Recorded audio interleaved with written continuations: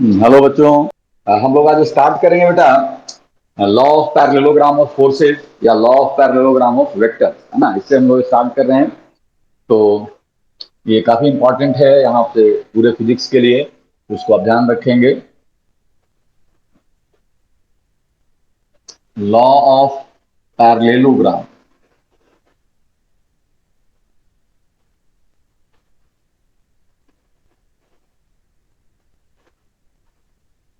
Of forces कह सकते हैं और वेक्टर्स भी कह सकते हैं।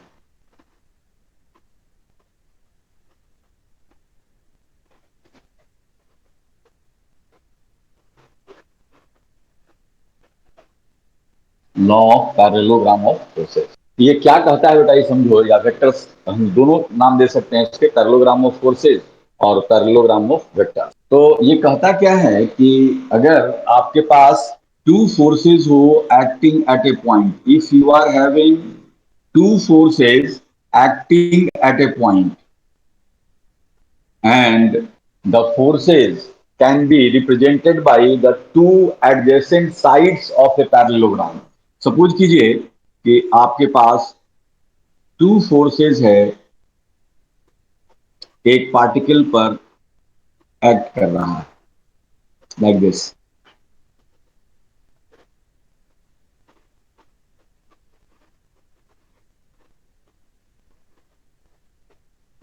ये दो फोर्स आप देख रहे हैं, एक पॉइंट पर एक पार्टिकल पर एक्ट कर रहा है ना। हम लोग फोर्सेस की जगह पर वेक्टर भी कह सकते हैं, दो वेक्टर्स हैं।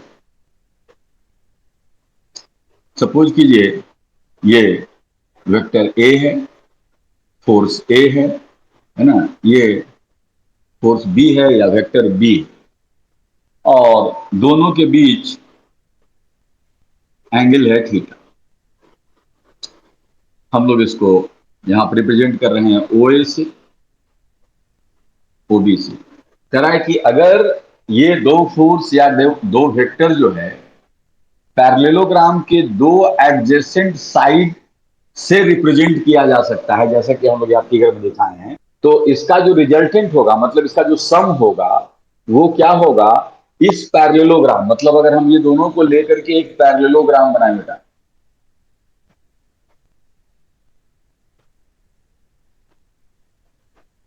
हम लोग यहां पर एक पैरेललोग्राम कंस्ट्रक्ट कर लिए, ये दोनों को एडजेसेंट साइड एज्यूम करते हुए, ठीक है।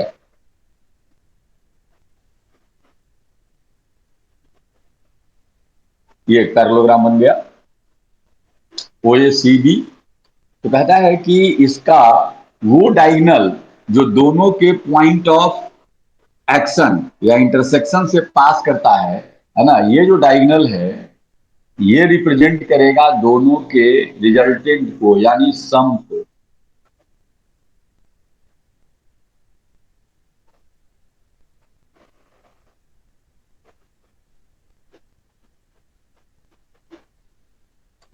ये आप देखें।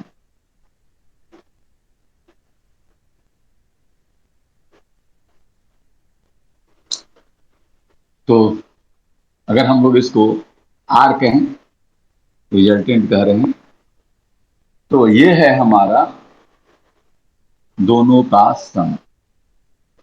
तो ये लॉ है बेटा, लॉ यही कहता है कि if two forces acting at a point can be represented by the two adjacent sides of a parallelogram in both magnitude and direction, then resultant of the two forces will be represented by that diagonal of the parallelogram which passes through point of action of forces, है ना।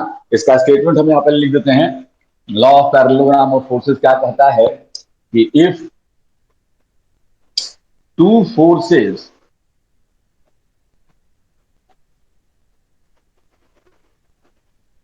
acting at a point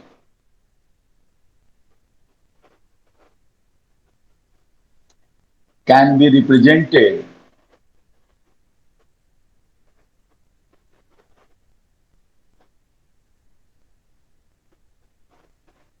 by the two adjacent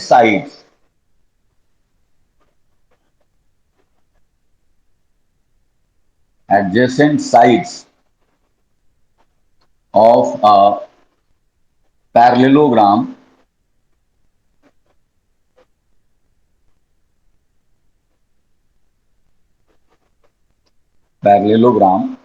then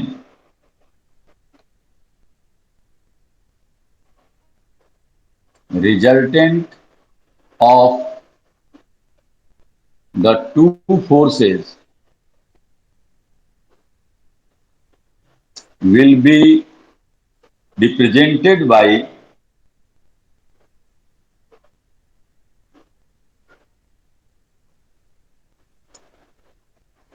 that diagonal of parallelogram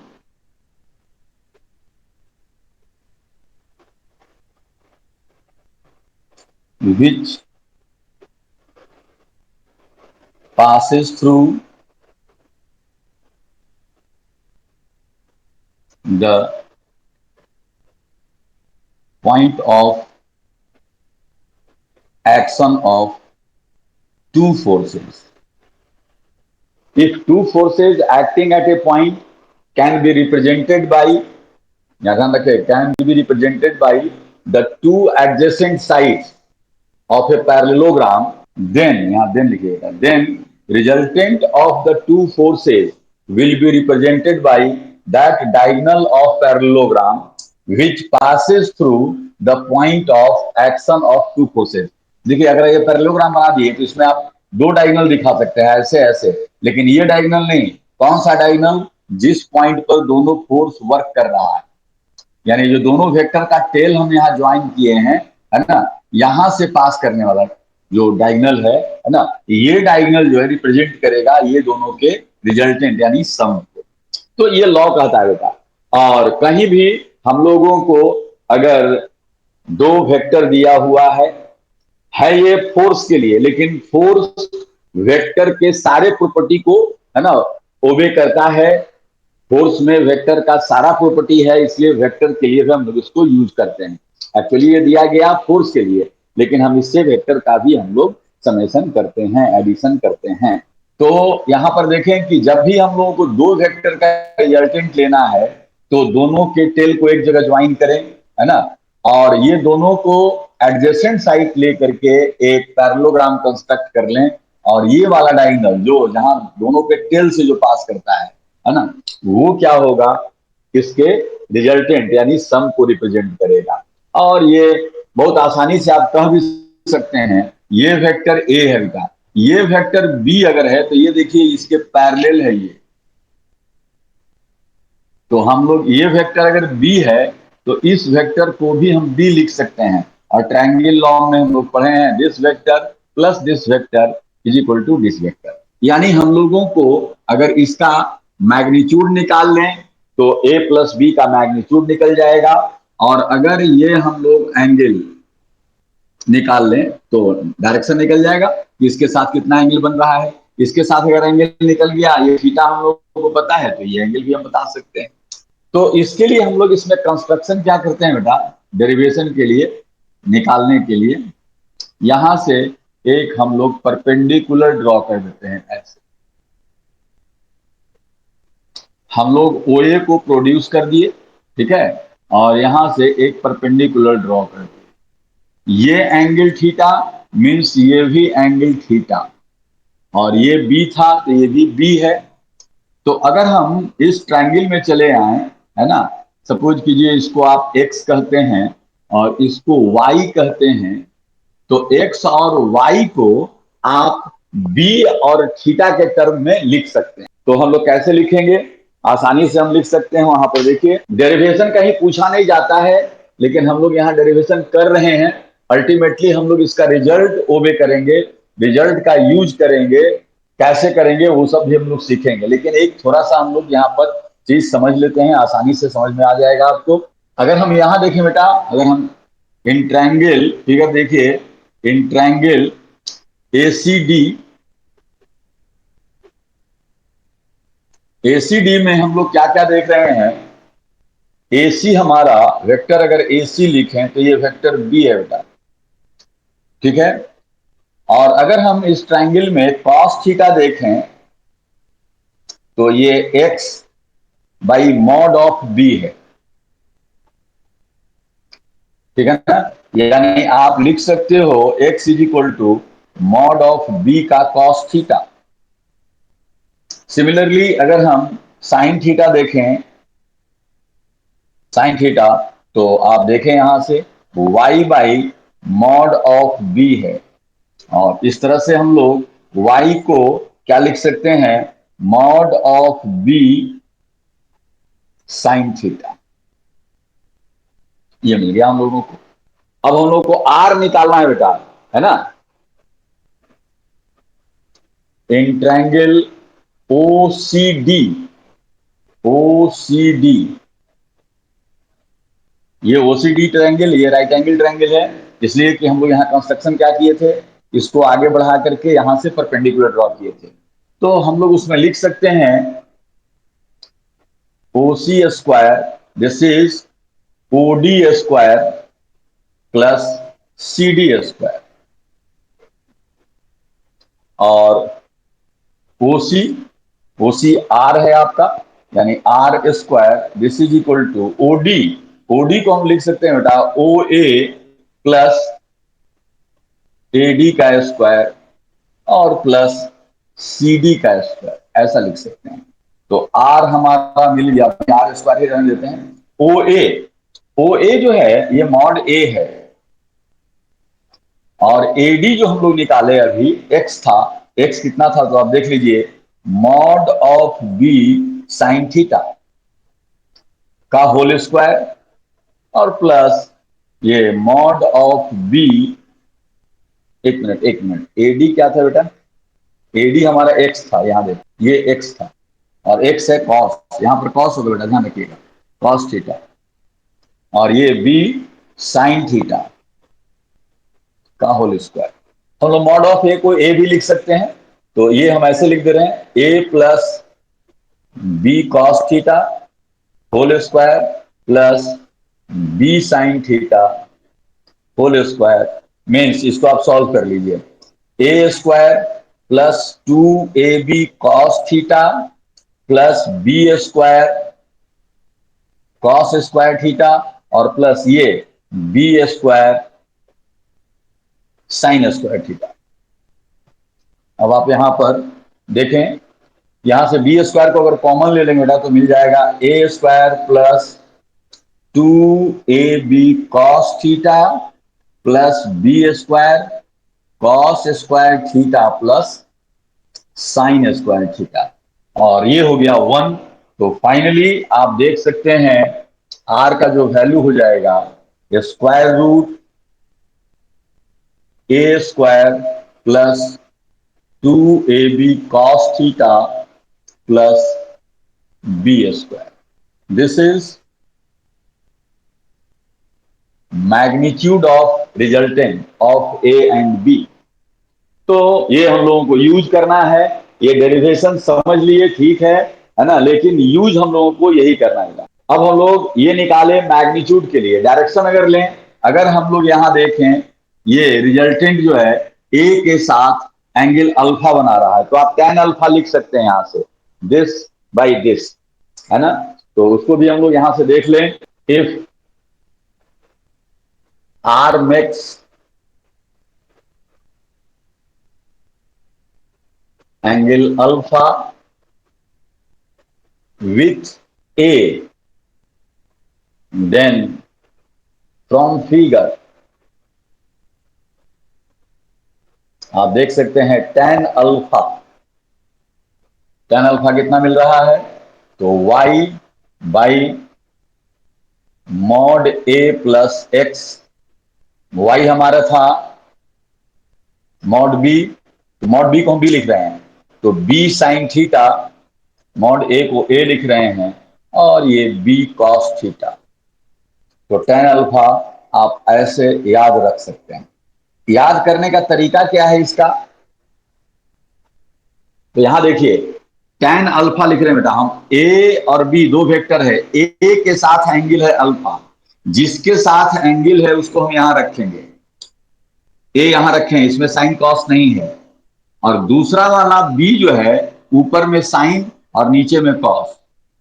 ए के साथ angle तो ए को यहां रखेंगे, B के साथ एंगल तो बी को यहां रखेंगे, है ना। जैसे मान लो हम लोग ये एंगल दिखा रहे हैं बीटा, है ना, तो हम लोग डायरेक्ट टेन बीटा भी लिख सकते हैं, ठीक है ना।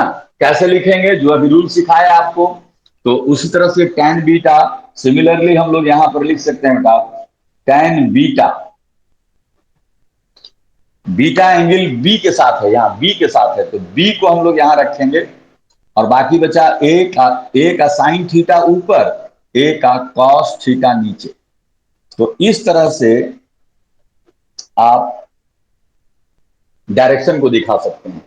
कोई भी दो वेक्टर है, दोनों के बीच का एंगल अगर थीटा है, तो दोनों का सम यानी रिजल्टेंट, रिजल्टेंट का मैग्नीट्यूड हम लोग ये लिखेंगे, है ना।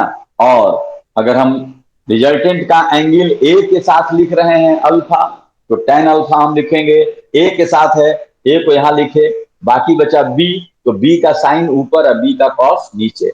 यहां उसी तरह से ये बीटा एंगल हम बी के साथ लिखे हैं, जिसके साथ एंगल वो यहां रहेगा, जिसमें साइन कॉस नहीं होगा ये, और बाकी जो दूसरा वाला बच गया, ए का साइन ऊपर ए का कॉस नीचे। तो इस तरह से हम लोग ये law of parallelogram of forces या law of parallelogram of vector को समझ लेते हैं। तो इसमें ये दोनों रिजल्ट आप याद रखेंगे, और कैसे इसका हम लोगों को यूज करना है ये सीखना है। जैसे जैसे मान लो क्वेश्चन में, है ना, हम एक यहाँ पर स्टेटमेंट दे रहे हैं और उससे कैसे तुम लिखोगे उसके लिए, जैसे मान लो कहीं क्वेश्चन कहता है कि if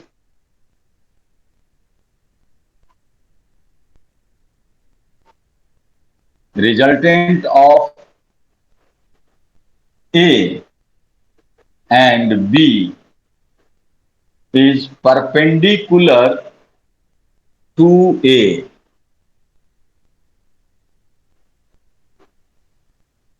find angle between A and B। मान लो इस तरह का कहीं स्टेटमेंट दे दिया, ये क्वेश्चन है बेटा, तो दो वेक्टर है ए और बी, उसका रिजल्टेंट ए पर परपेंडिकुलर। तो अभी हम लोग क्या सीखे, ए और बी का रिजल्टेंट अगर ए के साथ एंगल बनाता है, तो उस एंगल का tan हम लोग लिखना सीखे।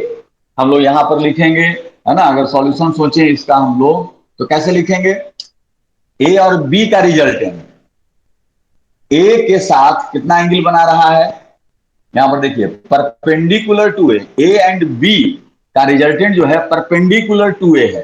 तो ए और बी का रिजल्टेंट जो हम लोग फिगर दिखाए थे, है ना, वहां पर आर था, तो आर क्या है, परपेंडिकुलर टू ए है, मतलब ए और आर के बीच का एंगल 90 डिग्री है। तो हमारे पास ये एक्सप्रेशन लिखे थे, सॉल्यूशन हम लोग यस लिख रहे हैं कि इफ ए प्लस बी, मतलब ए प्लस बी का resultant, if A plus B makes angle alpha with ए,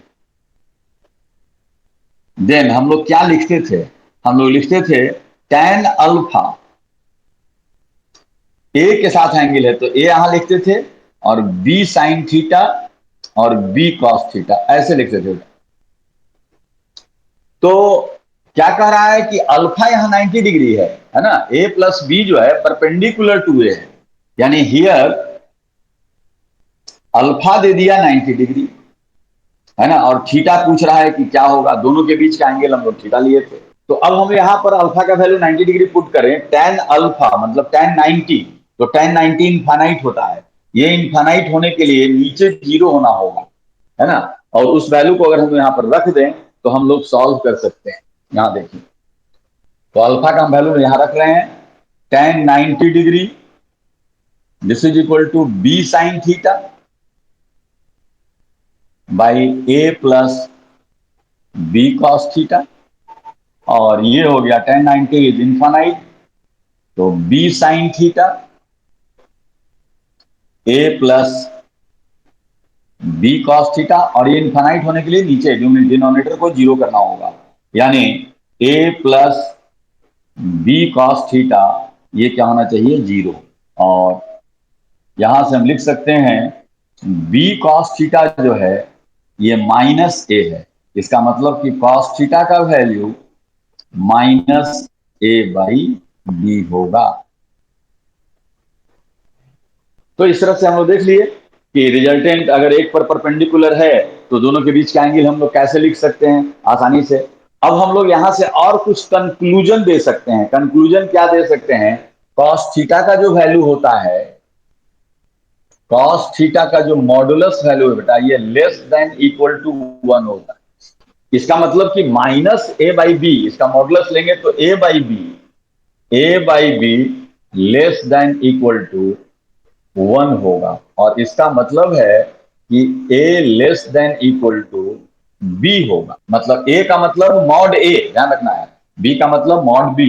यहां पर एक्सप्रेशन कर रहा है लेस देन इक्वल टू, है ना, लेकिन प्रैक्टिकली क्या होता है, प्रैक्टिकली एक्चुअली यहां पर अगर आप इक्वल टू कर देंगे तो कॉस थीटा का वैल्यू -1 आ जाएगा, एंगल हो जाएगा 180 डिग्री, और a is equal to B है। तो a is equal to B, एक वेक्टर a और दूसरा वेक्टर बी, और दोनों बराबर है और अपोजिट है ना, तो सम हो जाएगा जीरो। तो जीरो वेक्टर का कोई फिजिकल सिग्निफिकेंस नहीं होता है ना, कि ये जीरो हो गया, क्योंकि हम लोग जानते हैं कि जीरो वेक्टर तो किसी पर भी परपेंडिकुलर हो सकता है ना। इसलिए प्रैक्टिकली हम लोग क्या लिखते हैं कि ये तभी पॉसिबल है जब ए बी से छोटा हो। प्रैक्टिकली हम लोग क्या लेते हैं यहां पर, प्रैक्टिकली ए लेस देन बी।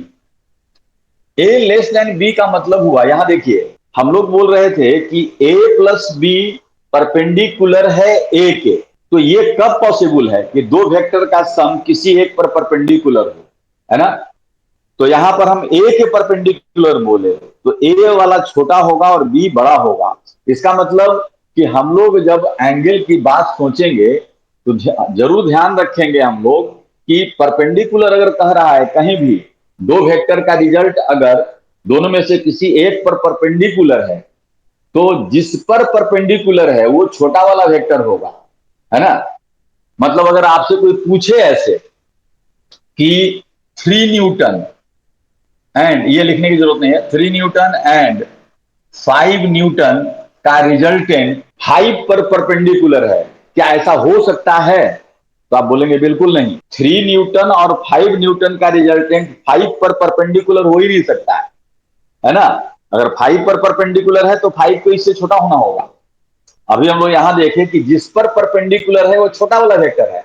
इसलिए अगर हम 3 और 5 के बारे में बात करें इसका रिजल्टेंट, तो 3 पर परपेंडिकुलर हो सकता है, ये 5 पर कभी भी परपेंडिकुलर नहीं हो सकता है ना। यानी हमेशा ध्यान रखेंगे कि अगर दो वेक्टर का रिजल्टेंट किसी एक पर परपेंडिकुलर है तो जिस पर परपेंडिकुलर है ना, वो वेक्टर का मैग्नीट्यूड कम होगा और दूसरे वेक्टर का मैग्नीट्यूड ज्यादा होगा। तो मतलब ये एक क्वेश्चन से हम लोग को ये चीज समझ में आया कि कैसे लिखते हैं हम लोग, कहीं भी दो वेक्टर का रिजल्टेंट अगर किसी एक पर परपेंडिकुलर दिया हुआ है तो डायरेक्ट हम दोनों के बीच का एंगल हम लोग ऐसे निकाल सकते हैं, है ना। जैसे बेटा और भी हम यहाँ एक क्वेश्चन दे रहे हैं, समझिएगा। क्वेश्चन है ऐसे कि इफ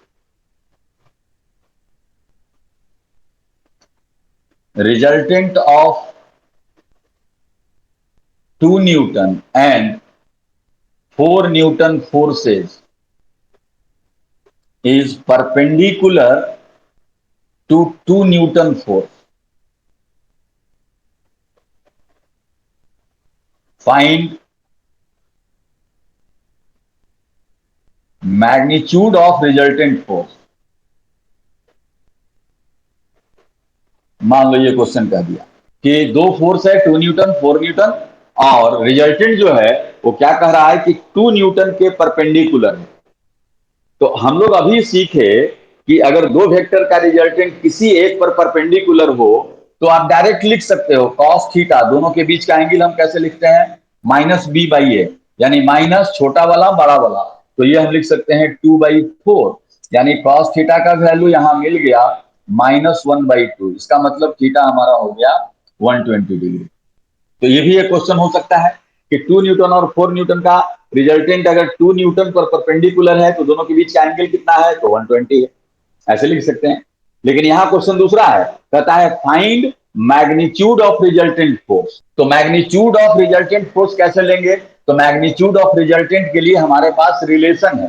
क्या रिलेशन है मैग्नीट्यूड ऑफ रिजल्टेंट के लिए, तो हमारे पास रिलेशन है we have R is equal to, अभी हम लोग सीखे कि a square plus B square plus 2ab cos theta.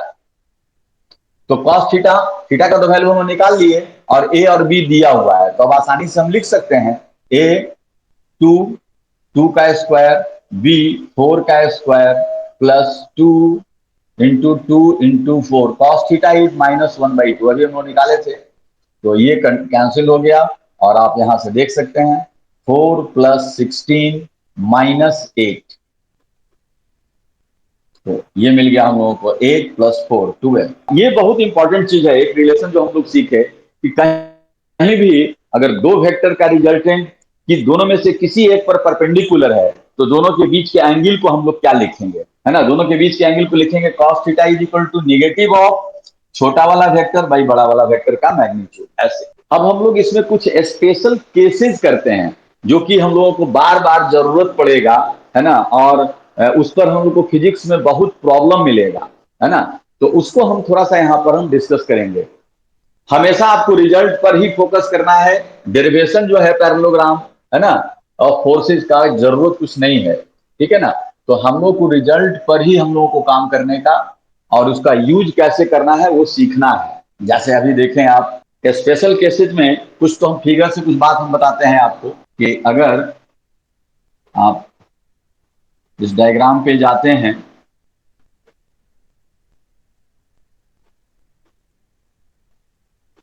तो यहां से कुछ कंक्लूजन मिलेगा आपको।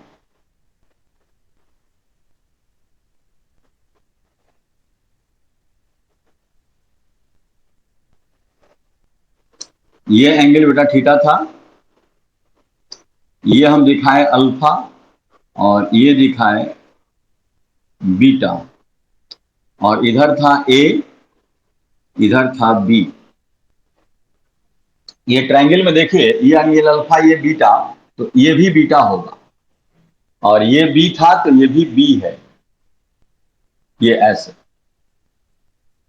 ट्रायंगल का आप प्रॉपर्टी जानते हैं कि बड़ा वाला जो साइड है उसके सामने का एंगल बड़ा होता है, छोटा वाला जो साइड है उसके सामने का एंगल छोटा होता है। जैसे यहां देखो बेटा, यहां अगर हम कहें if mod a greater than mod b, a बड़ा है बी से, ये छोटा है, तो इसके सामने का एंगल ये और इसके सामने का एंगल ये, तो ये बड़ा है मतलब ये एंगल बड़ा होगा और ये छोटा है मतलब ये एंगल छोटा होगा। इसका मतलब हम यहां पर कह सकते हैं कि अल्फा लेस देन बीटा, ये बड़ा है, ए ग्रेटर देन बी, ऐसा है, तो ये वाला एंगल छोटा हो जाएगा, है ना, और ये एंगल बड़ा हो जाएगा। उसी तरह से इसका उल्टा कह सकते हैं if A mod A less than mod B, तो उल्टा हो जाएगा, यहां अल्फा ग्रेटर देन बीटा हो जाएगा। और अगर हम ऐसे कहें कि ये दोनों इक्वल हो जाएगा तो ये आइसोसेलेस बन जाएगा, है ना, if mod A is equal to mod b, इसका मतलब alpha is equal to beta, और alpha is equal to beta अगर कहेंगे तो ये θ/2 हो गया। इसका मतलब कि अगर ये दोनों वेक्टर इक्वल हो गया तो रिजल्टेंट दोनों के ठीक बीच से पास करेगा, तो ये चीज आप डायरेक्ट यहां से कर सकते हैं। उसके बाद कुछ और स्टैंडर्ड रिजल्ट है जिसको कि हम लोगों को याद रखना है। कैसे, हमारे पास जो रिजल्ट है वो रिजल्ट है R is equal to A square plus B square plus 2ab cos theta.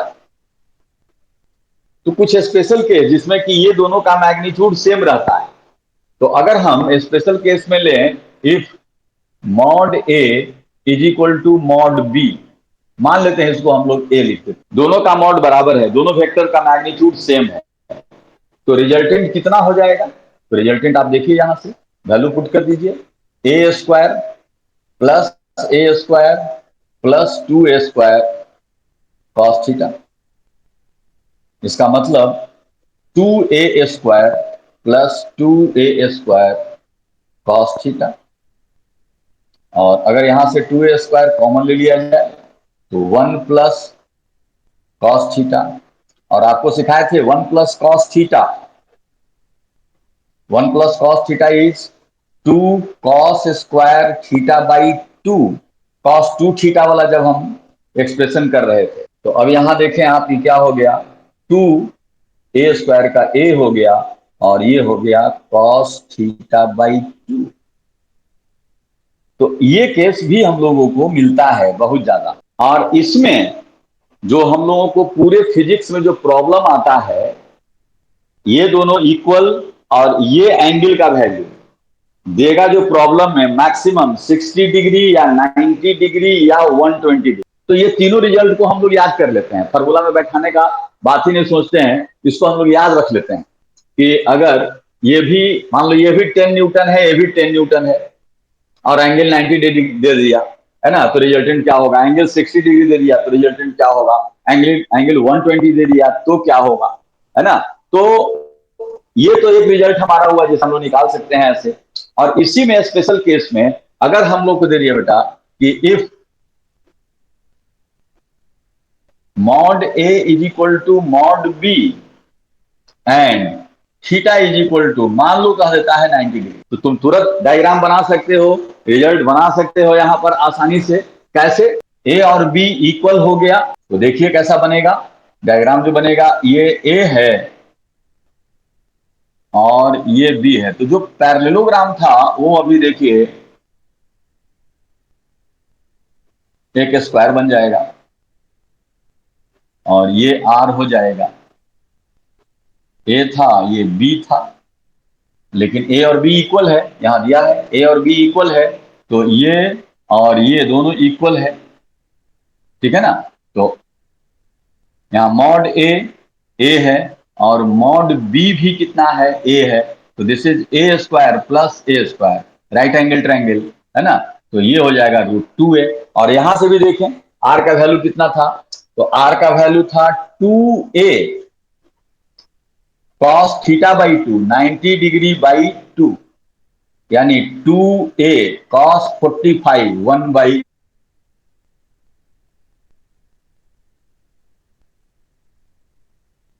है ए और एंगल 90 डिग्री, रिजल्टेंट √2 है। इसको याद रखना है, प्रॉब्लम इसमें बहुत सारा मिलेगा कि ए और ए का रिजल्टेंट √2 होता है जब एंगल 90 डिग्री होता है, और जब दोनों इक्वल होता है तो हमेशा ये जो रिजल्टेंट है ना, ये बाइसेक्ट करेगा, ये भी एंगल 45, ये भी एंगल।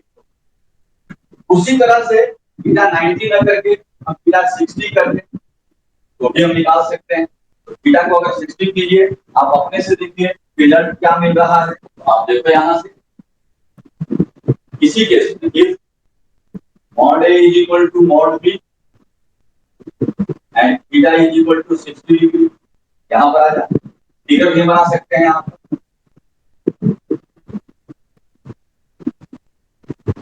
ये दोनों को इक्वल कर देंगे,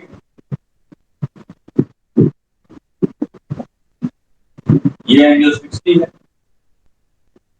आप देखिए ये रिजल्टेंट बनता है हमारा,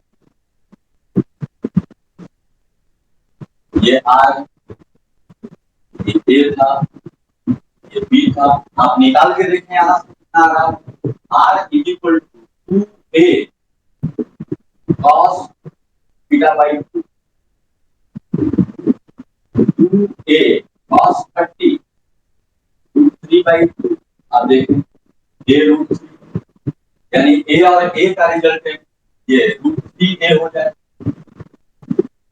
60 डिग्री पर रिजल्ट है √3 टाइम्स, 90 डिग्री पर रिजल्ट है 2 टाइम्स, है ना। उसी तरह से अगर 120 कर देगा तो फिर अपने से आप निकाल सकते हैं। और ये तीन रिजल्ट को बिल्कुल याद रखिएगा, ये थीटा इज इक्वल टू 120, तो आर हम डायरेक्ट आर लिख रहे हैं, आर क्या था 2a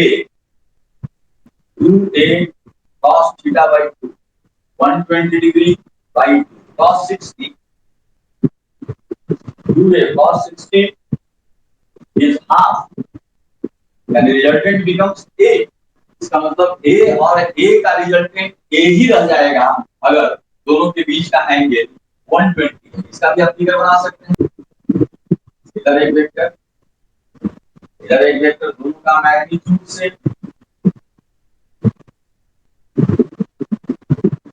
a b, लेकिन a इक्वल टू b है। ये एंगल 120 डिग्री, इसका डायग्राम आप बनाएंगे।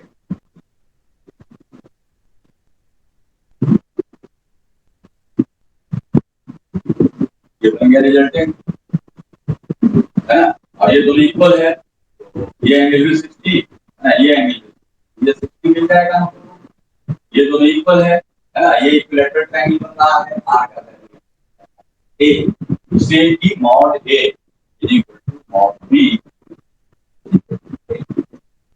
तो ये तीन रिजल्ट हम लोगों को बिल्कुल याद रखने का है कि अगर कहीं भी दो वेक्टर हो और दोनों का मैग्नीट्यूड सेम हो जाए, कहीं भी दो वेक्टर हो और दो वेक्टर का मैग्नीट्यूड अगर सेम हो जाता है, ठीक है ना, तो उसका रिजल्ट क्या हो। तो तीन एंगल का याद रखना है, 90 डिग्री पर √2 टाइम्स, 60 डिग्री पर √3 टाइम्स और 120 डिग्री पर उतना ही, जितना है उतना ही रहे, है ना। ये एकदम रिजल्ट तो आप दिमाग में बैठा लीजिए। ऐसा तो फॉर्मूला आपके सामने है ही, है ना, फॉर्मूला पर काम करके भी आप निकाल सकते हैं, है ना, लेकिन इसमें कुछ टाइम लग जाएगा। तो हम लोग क्योंकि ये तीन एंगल पर क्वेश्चन बहुत पूछा जाता है फिजिक्स में, दो वेक्टर के सम डिफरेंस में, है ना, तो रिजल्टेंट के लिए ये चीज आप जरूर याद रखेंगे, 90 डिग्री, 60 डिग्री एंड 120। जैसे मान लो अगर हम आपसे पूछें, है ना, कि 20 न्यूटन, आपको लिखने की जरूरत नहीं है, 20 न्यूटन एंड 20 न्यूटन दो फोर्सेस है ना, resultant of 20 Newton and 20 Newton forces acting at a point is also 20 Newton. Resultant हम कर रहे हैं 20 डिग्री, सॉरी 20 न्यूटन। तो आप तुरंत बोलेंगे कि दोनों के बीच का एंगल 120 होगा क्योंकि ए और ए का रिजल्टेंट ए आ रहा है। हम बोले कि रिजल्टेंट ऑफ या सम ऑफ, हम ऐसे बोलते हैं, sum of two unit vectors is also an unit vector। जैसे ही ये बात बोलेंगे आपके दिमाग में बात आएगा sum of two unit vector. Unit vector का मतलब मैग्नीट्यूड 1, तो 1 और 1 दो वेक्टर था, 1 और 1 मैग्नीट्यूड दिया हुआ था, कह रहा है कि रिजल्ट भी 1 है।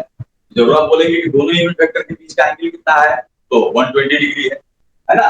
तो इस तरह से आप उसमें मतलब इसमें बिना देखे, बिना बहुत ज्यादा कैलकुलेशन किए आप डायरेक्ट बता सकते हैं। जैसे अगर हम आपसे बोले कि 10 न्यूटन और 10 न्यूटन का फोर्स लग रहा है और रिजल्टेंट है 10√2 न्यूटन, तो तुरंत बोलेंगे हाँ ए और ए का रिजल्टेंट होता है 90 डिग्री होगा दोनों के बीच का एंगल, है ना।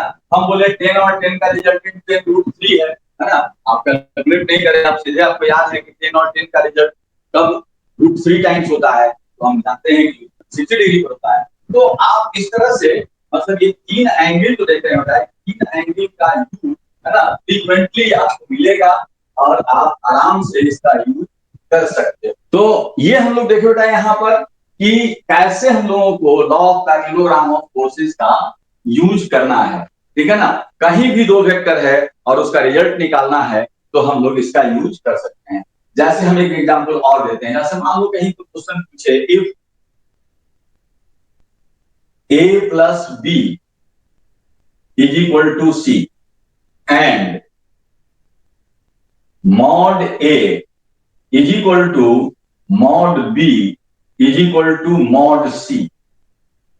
कहता है find angle between a and b and also between a and c। a plus b is equal to c और mod a is equal to mod b और c भी उसी के बराबर है।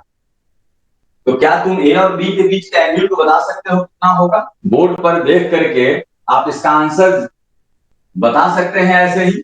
अभी अभी थ्योरी पढ़े हम लोग कि 10 और 10 का रिजल्टेंट 10 हो रहा है, ये कैसे पॉसिबल है? तो थीटा हो जाएगा हम लोगों का 120 डिग्री। ये अभी हम लोग सीखे थे बेटा। फिर देखिए यहां पर a प्लस बी सी है, मतलब दो वेक्टर दिया गया a b और उसका रिजल्टेंट c है, और यहां कह रहा है कि ये दोनों इक्वल है। तो अगर ये दोनों इक्वल है ना, और ये दोनों ही इक्वल नहीं है, रिजल्ट भी उतना ही मिल रहा है। तो अभी हम लोग एक थ्योरी पढ़े ना कि दो वेक्टर अगर कहीं इक्वल हो जाए और रिजल्ट भी उतना ही रहे, तो उसके बीच का एंगल क्या लिखेंगे हम लोग? 120 लिखेंगे। लेकिन हम बोले कि तीन रिजल्ट आपको याद रखना है। तीन रिजल्ट कैसे कैसे याद रखना है कि अगर दोनों वेक्टर ए और बी अगर दो वेक्टर ले रहे हैं और दोनों का मैग्नीट्यूड सेम है, तो हम इसमें तीन रिजल्ट बोले कि रिजल्टेंट अगर उतना ही रहता है, ए बी जितना है अगर रिजल्टेंट भी उतना ही है ना, ए इज इक्वल टू बी हम लोग बोले थे, और रिजल्टेंट भी कह रहा है उतना ही है, तो ये तो तभी संभव था ना कि जबकि एंगल कितना होना चाहिए, तो एंगल होना चाहिए दोनों वेक्टर के बीच का, है ना, 120 डिग्री। इसका मतलब ए और बी के बीच का एंगल 120 होगा। दो वेक्टर के बीच का एंगल अगर 120 हो जाए और दोनों का मैग्नीट्यूड सेम हो जाए, तो रिजल्टेंट भी उतना ही रहेगा। ये हम लोग बात अभी किए। अब यहाँ पर ए बी इक्वल है बेटा, ऐसे देखो यहाँ पर ए बी अभी हम लोग बात किए कि ए है और बी दोनों इक्वल है और ये रिजल्टेंट है। तो हम लोग बोले कि जब भी ए और बी इक्वल होता है तो ये जो एंगल है, ये है ना, ये पूरा का आधा हो जाता है, ये हो जाता है थीटा बाई 2 और ये भी हो जाता है थीटा बाई 2। जब भी ए और बी इक्वल हो तो ये पूरा एंगल का आधा आधा हो जाता है।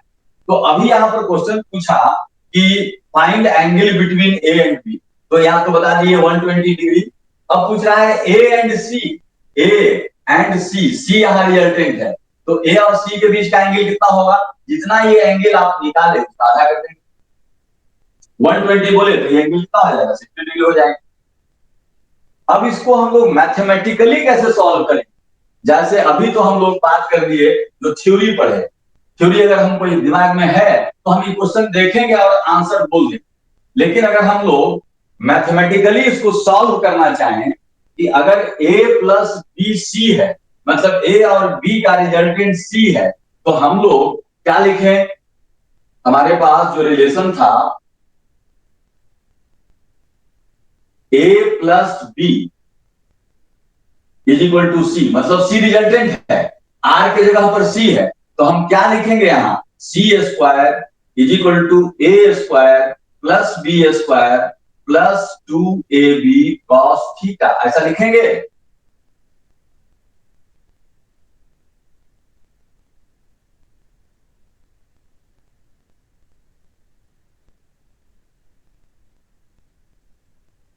अब क्वेश्चन क्या कर रहा है? ए बी सी सब इक्वल है, मतलब हम ए बी सी को कोई भी एक टर्म में लिख सकते। तो अब हम सबको ए लिख दें या सबको बी लिख दें या सबको सी लिख दें, दो लिखने का मन है क्योंकि ए बी सी सब सेम है, तो हम सबको ए लिख दे रहे हैं। तो सी को भी ए लिख दिए, ए तो है ही, ए रहने देते हैं। बी को भी हम ए लिख दिए और ये 2 a इंटू ए स्क्वायर ऐसा लिख दिए। तो अब देखिए ये कट गया, इसको अगर इधर ले आइएगा तो minus a square 2a square cos theta हो गया। अब अगर हम कॉस थीटा का वैल्यू लिखें यहाँ तो कॉस थीटा कितना हो जाएगा? Minus a square by 2a square. अब ये देखिए ये कट गया और कॉस थीटा हो गया -1/2। तो थीटा कितना आ गया? 120 डिग्री हो गया, जो कि हम जुबानी पहले ही बोल रहे थे। तो थीटा हमारा हो गया 120 डिग्री, और थीटा 120 डिग्री हो गया। अब कह रहा है ए और सी के बीच का एंगल, तो सी रिजल्टेंट है और ए एक वेक्टर है, तो हम लोग बोले कि रिजल्टेंट अगर ए के साथ एंगल बनाता है अल्फा, तो हम लोग क्या लिखेंगे यहाँ? tan alpha. ए के साथ एंगल है तो ए यहाँ लिखेंगे और ऊपर लिखेंगे बी साइन थीटा और नीचे लिखेंगे बी कॉस थीटा। अब यहां से आप देखो tan अल्फा, ये एंगल हम लोग को निकालना है, तो बी और ए इक्वल है तो हम इसको ए लिख दिए और साइन लिख दिए कितना, तो थीटा निकाल चुके 120 डिग्री। ए प्लस बी को भी हम ए लिख दिए और यहां लिख दिए cos 120 डिग्री। अब देखो यहां से इसको सॉल्व करो तो देखो कितना आ रहा है, तो देखेंगे हम लोग यहां से, तो आप देखिए यहां से क्या आ रहा है, tan अल्फा। ए अगर कॉमन ले लीजिएगा तो कट जाएगा, है ना। तो ऊपर में साइन 120, साइन 120 का वैल्यू होता है √3/2 और ये बच गया 1 और यहाँ प्लस cos 120 -1/2, cos 120 हो जाएगी, है ना, -1/2। तो आप देखिए क्या आ रहा है, √3/2 और डिवाइडेड बाई 1 - 1/2, 1/2, ये कट गया, आ गया √3। अब देखिए tan अल्फा √3, तो अल्फा कितना आ गया 60 डिग्री, जो कि हम जुबानी पहले बताया आपको कि ए और बी अगर इक्वल हो जाए तो जो रिजल्टेंट है दोनों के बीच से जाएगा, यानी ए के साथ सी का एंगल और बी के साथ सी का एंगल इक्वल होगा और कितना होगा, जो टोटल एंगल था उसका आधा हो जाएगा। तो हम लोग इतना सॉल्व करके आंसर दिए, लेकिन अगर वो रिजल्ट हम लोगों को याद होता तो इतना सॉल्व नहीं करना पड़ता, हम लोग तुरंत जो है आंसर दे दिया। तो इस तरह से बेटा हम लोग समझेंगे इसको। और भी हम यहाँ एक क्वेश्चन दे रहे हैं कि इफ a प्लस बी, फिर वही तरह का क्वेश्चन दे रहे हैं, c and mod a is equal to mod b is equal to mod c by √2, ऐसा दे दिया। तो कहता है यहां भी कि find angle between A and B and also between A and C, ऐसे कह रहा है क्वेश्चन यहां। तो फिर आप देखो यहां से क्या दे रहा है, यहां पर A और B इक्वल है, तो A और B इक्वल है और C कितना है 1/√2 टाइम्स, यानी हम लोग अगर यहां बेटा लिखें कि C मॉड C कितना है, तो ये है √2 टाइम्स मॉड A, यानी रिजल्टेंट जो है A का √2 टाइम्स है। अभी थ्योरी पढ़े थे आप कि √2 टाइम्स कितने एंगल पर होता है 90 डिग्री। जुबानी आप बोल देंगे बेटा, यहाँ पर जुबानी आप बोल देंगे कि angle between A and B, ये जो पार्ट आपसे पूछा गया आप सीधे बोलेंगे, है ना, ये 90 डिग्री, आप तुरंत यहाँ बोल देंगे। और A और B के बीच का एंगल 90 डिग्री है ना, A इधर है B इधर है, दोनों इक्वल है, तो C यहाँ है, ये C है, इधर C है, इधर A है, इधर B है, और ये दोनों इक्वल था, ये एंगल 90 था, तो ये एंगल कितना होगा, ये एंगल कितना होगा, ये एंगल कितना होगा और ये एंगल कितना होगा, ये दोनों अगर बराबर है तो स्क्वायर बन रहा है, तो स्क्वायर का डायगोनल कितना एंगल बनाता है 45 45। अभी आप सीखे क्या कि अगर ये दोनों वेक्टर इक्वल हो जाए मैग्नीट्यूड में तो रिजल्टेंट दोनों के बीच से जाएगा, जो भी एंगल है उसका हाफ हाफ हो जाएगा। तो आप यहाँ पर जुबानी अगर रिजल्ट याद है तो ए और बी के बीच का एंगल 90 डिग्री और ए एंड सी के बीच का एंगल 45 डिग्री आप बोल दें। तो अगर पहले वाला रिजल्ट आपको याद है तो ये जुबानी बनाएंगे, और अगर इसको मैथमेटिकली बनाना है तो जैसे अभी हम सिखाए थे वैसे आप पढ़ेंगे आगे। अगर हम ऐसे ही फिर हम एक और क्वेश्चन अगर आपसे पूछें कि कहीं अगर दिया हुआ है a plus B is equal to C and a is equal to B is equal to c by √3, जैसे ही आप देख रहे हैं इसका मतलब मॉड c कितना दे रहा है, ये दे रहा है √3 टाइम्स a। आप तुरंत बोलेंगे कि a और b के बीच का एंगल कितना दिख रहा है 60 डिग्री दिख रहा है, क्योंकि पहले से a और b बराबर दिया हुआ है। तो अगर a और b के बीच का एंगल अगर पूछे तो 60 डिग्री, और अगर a और c के बीच का एंगल पूछे तो कितना 30 डिग्री।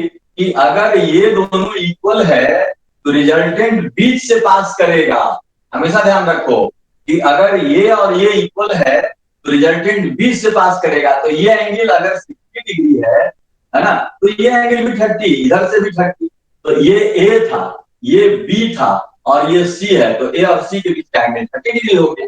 तो इस तरह से अगर हम लोग पैरेललोग्राम का रिजल्ट याद रखते हैं तो आसानी से हम लोग काम कर सकते हैं। लेकिन ये तीन ही एंगल वाला, अगर एंगल दूसरा दे दिया या रिजल्ट कुछ अलग आ रहा है या फिर a इक्वल टू बी नहीं है, तब हम लोग फॉर्मूला पर जाएंगे। जैसे हम अब अलग से मान लो क्वेश्चन तुमसे पूछें कि find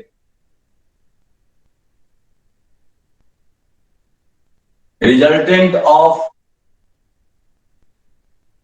10 Newton and 20 Newton forces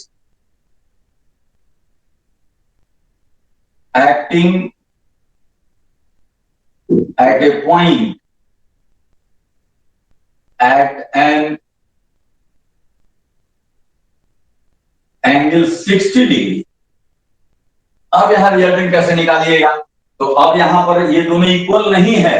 अगर ये 10 और ये 10 होता तो आप कह देते 10√3, या अगर ये 20 और ये 20 होता तो बोल देते 20√3। लेकिन अब ये दोनों इक्वल नहीं है, तो रिजल्टेंट आप यहां से लिखेंगे।